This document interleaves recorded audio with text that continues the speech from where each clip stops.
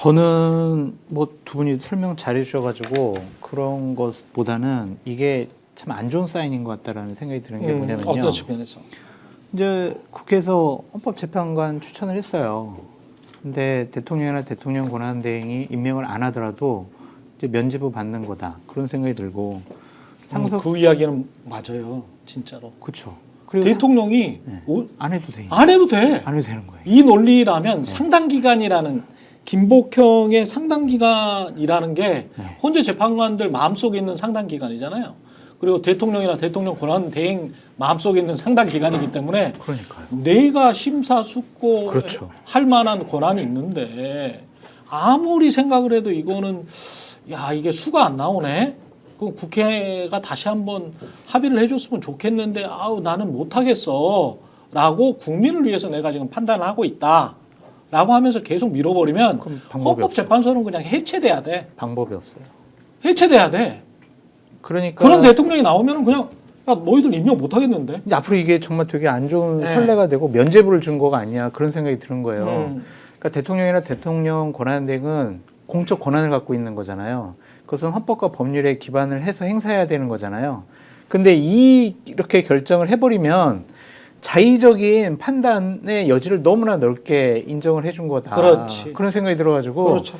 과연 대한민국이라는 시스템이 운영될까라는 생각도 들고 상설특검 임명 안 해도 이제 그냥 괜찮은 거예요. 그렇지. 이게 뭐야 이게. 그리고 나는 그럼 국회의 권능은 없는 거네. 없어요 그냥 이거는. 그럼 대통령이 마음대로 해도 되는 거야. 네. 네. 그러니까 저는 김복형 헌법재판관이 좀 악의적이라고 하는 게 자기들이 판결을 내린 게 있잖아요.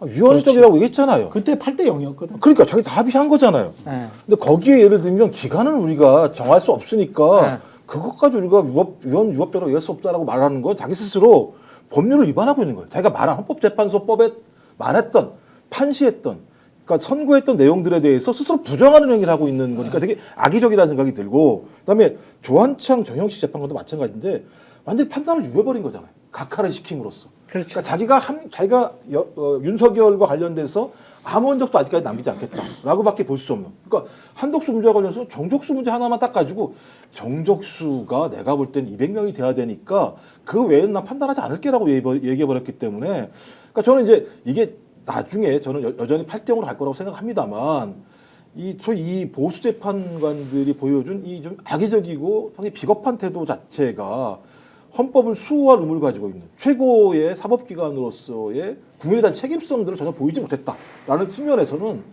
저는 이런 식으로 한다면 진짜 말씀하신 헌법재판소가 존립할 수 있는 국민적 신뢰를 계속 스스로 깨고 있다라고 볼 수 있는 측면들이 꽤 있는 거죠. 그 좀만 더 말씀드리면 비상계엄을 국무총리가 막지를 못했어요. 예. 그러니까 동조, 방조 이걸 넘어서 가지고 막지를 못했단 말이에요. 근데 국무총리 역할이 있잖아요. 대통령을 보좌하여 행정각부를 통할하고 그러면은 이렇게 대통령이 잘못된 판단을 하는 것을 저지하지 못하고 막지를 못하더라도 국무총리는 정치적 법률적인 책임을 앞으로 물을 수가 없다라는 그렇지. 나쁜 선례를 또 남겨둔 그렇지. 거 아니냐. 그래가지고 되게 우려스러워요. 우리가 지난주까지 계속 얘기를 나눴던 게 뭐냐면 보수 성향의 재판관들이 절차적인 문제에 대해서 계속 문제 제기를 한다라는 소문이 있었잖아요. 그게 두 명이 뭐 정영식, 조한창 이 두 사람이 각하했다라는 것은 절차적인 문제에 대해서 윤석열 대통령 탄핵 심판도 이 사람들이 문제 제기할 가능성이 있지 않을까. 거기다가 김복형이라는 보수 성향의 사람도 이거는 좀 문제 있는 것 같은데 그래 버리게 되면 기각 각하가 3명이 된다. 그럼 인용 5명. 윤석열 대통령직 복귀하는 거예요. 이런 끔찍한 일이 벌어질 수도 있다. 정말 끔찍하고 무서운 말씀하셨는데 저는 이제 그러한 이제 가능성까지도 이제 상상은 하지만 저는 이제 현실적으로 케이스가 다르기 때문에. 그렇죠. 그렇지는 않을 거라고는 생각을 합니다. 다만 이제 그렇지 않아야죠. 그렇죠. 네. 아마 장 소장님도 이제 경고를 하신 거라고 생각하고 네. 다만 이제 지도를 그릴 수는 있게 됐다. 지금 헌법재판관들의 그렇지. 어떤 생각과 입장을 그렇지. 지금 보면은 보수 정치 내지는 이제 윤석열 측하고 완전히 지금 주파수가 맞는 사람 2명인 것 같다. 정영식, 조한창이 2명인 것 같아요. 왜냐하면 그렇죠. 계속 200명이라고 주장을 해왔지 않습니까? 그리고 거기 정확하게 맞는 지금 얘기를 한 거잖아요. 그리고 이 사람들한테 부안해동하고 있는 그래서 그런가? 아, 근데 이게 입장이 근데 그래도 나도 논리가 있는데 이렇게 이제 좀 가는 사람이 김복형 재판관인 것 같고 예. 이런 구도인 것 같아요 지금. 근데 이게 100% 다시 한번 말씀드리지만 지금도 말씀하셨지만은 전혀 이제 사건이 다른 따져야 될 그렇죠. 내란. 그렇죠. 예. 따져야 될 게 다른 아주 불법적으로 계엄을 선포한 게 명확한 이 윤석열 건에 가서도 뭐 이럴 거냐는 이제 다른 문제인 것이고 다만 이제 구도가 이렇다 보니까 이 4인의 지금 기각 판단을 한 4인의 재판관들도 의견을 어떻게 정리할 거냐의 문제에 있어서는 다소 이제 난감했던 사정이 좀 제가 볼 때는 있지 않았나 싶은 부분들이 있어요. 지금 보면은 제 네. 생각에는 가령 헌법재판관 임명과 관련돼서도 이제 아까 말씀하신 게 그런 부분이 있는 거잖아요. 이게 위법이라고 판단했는데 왜 중대하지 않다고 판단했느냐에 대해서 위법이라고 판단을 하면서도 이렇게 판단을 합니다. 이 4명의 재판관들은 그 위법인데 예. 임명을 거부해서 법을 위반을 했고 헌법을 위반을 했는데 이게 현직 대통령에 대한 탄핵 심판을 진행하는 헌법재판소를 무력화시키기 위한 목적도는 의사의 기인하였다고까지 인정할 증거나 객관적 자료는 발견되지 않는다. 뭐 이런 식으로 이제 얘기를 합니다. 그러니까 임명을 거부하긴 했는데 그 거부한 것까지는 있을 수 있는, 그러니까 파면할 정도까지는 아니다라고 하는 2단계 논리가 지금 있는 거란 말이죠. 예, 그렇죠. 파면할 정도는 아닌데 왜 파면할 정도가 아니냐? 파면할 정도가 되려면은 임명하지 않은 이유가, 명확한 이유가 있어야 되는데 그 이유가 뭐여야 되느냐? 헌법재판소를 완전히 이제 무력화시키려고 하는 이런 정도의 이제 의사가 증거와 어떤 증명으로 돼야 되는 것이다. 이렇게 지금 얘기를 하는 거거든요. 아, 정확하게 이제 논리를 말하면, 헌법재판소의 논리를 말하면 국민의 신임을 배반한 경우 두 가지입니다. 그러니까 탄핵 인용이 되려면 지난번에 이제 박근혜 그다음에 노무현 이 두 재판에서 계속 이야기를 했던 게 국민의 신임을 배반한 경우하고 중대한 헌법 또는 법률의 위반 사항 경우, 중대한 요 이 두 가지입니다. 요 두 가지로 이제 요약을 할 수가 있는데 여기에서는 국민의 신임을 위반한 경우에 해당한다고 단정할 수 없다라고 했어요. 기각을 한 사람들도. 그 예. 윗부분을 보시면 그러니까 두 가지를 판단을 한 거예요. 첫 번째, 왜 중대한 법 위반이 아니냐? 헌법재판소를 무력화시키기 위한 목적도는 의사에 기인하였다고까지 인정할 증거나 객관적 자료는 발견되지 않는다. 그래서 이게 중대한 법 위반 중대하기까지는 아닌 것이고, 예. 그 다음이 또한 당시 헌법재판관 임명을 둘러싼 정치적 갈등이 지속되는 와중에 현직 대통령에 대한 탄핵소추 의결로 피청구인의 대통령 권한대행으로서의 역할과 범위 등에 관한 논란이 계속되고 있었다는 점 등을 고려하면은 등등등 이게 국민의 신임을 배반한 경우에 해당한다고 단정할 수 없다.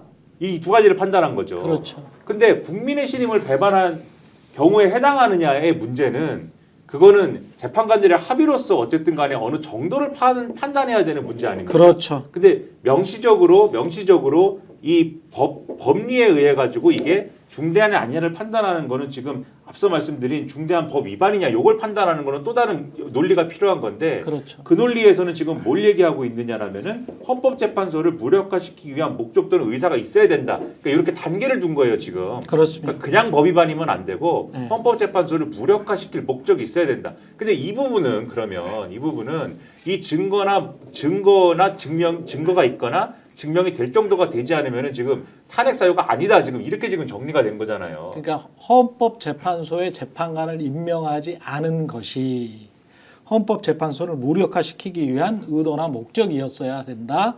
그래야 중대한 헌법 위반이고 그런 경우는 국민의 신임을 배신한 것이다. 요렇게 이제 그 3단계의 논리를 이야기를 한 겁니다. 근데 케이스가 전혀 다른 내란과 이제 계엄 사건을 가지고 이야기를 해본다면 똑같이 이야기를 해볼게요. 그러니까 내란이나 계엄을 일으킨 것이 중대한 헌법 중대한 헌법 위반 사유냐에 관해서는 거의 99%의 헌법학자들이 다 동의를 하는 것이고요. 그렇죠. 그게 국민의 신임을 배반한 경우냐, 바로 연결이 되냐에 가지고 이야기를 좀 하는 분들이 있더라고요. 왔다 갔다 이야기를 하는 분들이 있지만 여하튼 지난 두 번의 전직 대통령의 사건들의 경우는 중대한 헌법 위반의 사유만 있었어도 그냥 날아가 버렸기 때문에 박근혜 전 대통령 같은 경우에 날아가 버렸기 때문에 국민의 신임을 배반했다. 또 한 번 계엄을 하려고 했다. 오늘 한겨레에서 단독을 했습니다마는 또 한 번 계엄을 하려고 했고 사람들을 죽이려고 했고 그게 증명되든 안 되든 간에 그거까지 갈 필요는 없지 않을까? 그래서 이 중대한 헌법 위반 요 사실 하나만으로도 8대 0으로 그냥 무난하게 나오지 않을까 저는 아직도 그렇게 생각을 하고 있습니다. 그러니까 저 생각에 이제 한덕수에 대한 헌재 판결에 좀 화가 나는 거 이 내용들이거든요. 헌법재판소를 무력화할 목적이 있어야지만 탄핵을 할 수 있다면 대한민국에서 그 아래 행위들은 아무런 문제가 없다라고 지금 자기들끼리 판시를 거나 마찬가지라는 생각이 들기 때문에 왜 이렇게 무력화라는 얘기까지 들었을 거나 하나랑 국민신임 배제도 마찬가지 이 내용을 제가 보니까 국민한테 직접 뽑힌 자와 뽑히지 않은 자를 또 예를 들면 분리를 해서 얘기를 하더라고요. 직접 뽑힌 자가 만약에 이 정도 행위를 했다라고 얘기한다면 국민이 배신을 당하겠습니다. 아마 이런 얘기가 있는데 말씀하셨던 것처럼 저는 뭐 한덕수의 헌법재판소의 판결 자체에 관심을 가졌던 중요한 이유 중에 하나는 뭐냐면 계엄 문제와 관련해서 헌법재판소가 어떤 판결을 할 것인가 비상계엄에 대해서 이 부분에 대한 어떤 판결 내용이 나온다면 그것이 이후 윤석열 탄핵 심판 결론 선고 과정에서 그 선거가 어떻게 나올지를 비춰볼 수 있을 거라고 판단했는데 내용을 보면 한덕수가 소위 이 탄핵 비상계엄을 막으려고 하는 행위를 적극적으로 했는지 안 했는지에 대해서도 증거 자체가 없다라고 얘기했기 때문에 이번 선고에서는 비상계엄에 대한 아무런 판단을 하지 않았다라는 측면에서 8인 헌법재판관들의 판단은 적어도 비상계엄 문제에 대해서는 요건에 해당되지 않았다라고 하는 합의는 존재하는 거 아닌가. 그렇지 않다면 이 헌법재판관들 3인이 어떤 형태로든지 그 내용들을 삐죽삐죽 내놨을 거 아니에요. 거의 사이사이에다가. 근데 그런 내용이 거의 없기 때문에 힌트를 안 보여줬네. 아예 안 보여줬기 때문에 우리는 힌트를 기대했거든 사실은. 다음 선고의 힌트. 다음 남은 건 이제 윤석열밖에 없으니까. 그렇죠. 그래서 힌트를 많이 안 보였다는 얘기는 저는 오히려 좀 긍정적으로는 8인들이 비상계엄 자체가 요건이 안 되는 상황이기 때문에 자기들이 법리적으로 이걸 방어할 재간이 없는 상황이고 한덕수 선거 과정에서도 여기에 대해서는 거의 제가 볼 때는 드러내지 않는 방식을고 제가 아까 비겁했다라고 얘기하는 이 두 사람 정영식 조한창은 아예 그냥 언급을 하지 않아 버리는 상황이기 때문에 언급하지 않으려고 각하를 한 거죠. 예. 그래서 이 3인 자체가 좀 긍정적으로 얘기하면 나중에 보수층으로부터의 논란과 몰매를 피할 수 있는 명표용으로 이거 던진 거 아닌가라고 우리가 좀 긍정적으로는. 근데 네.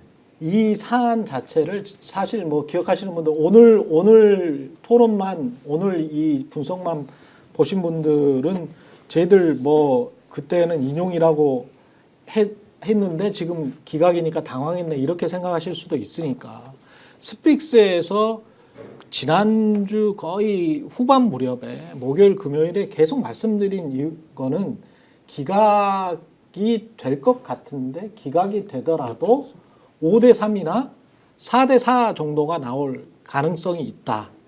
그런데 그러면서 힌트가 좀 나올 것이다. 그러니까 5대 3이 기각이 된다라고 예상을 했으면 기각이 되는 거는 뭐 지금 시민들 입장에서 봤을 때는 좀 짜증이 나는 일이지만 8대 0의 기각이라는 거는 있을 수가 없다. 그래서 그 예상은 지금 다 맞은 거예요. 근데 그러니까 예상을 말씀하시면 네. 지난주에 제가 정확하게 이렇게 말씀드렸습니다.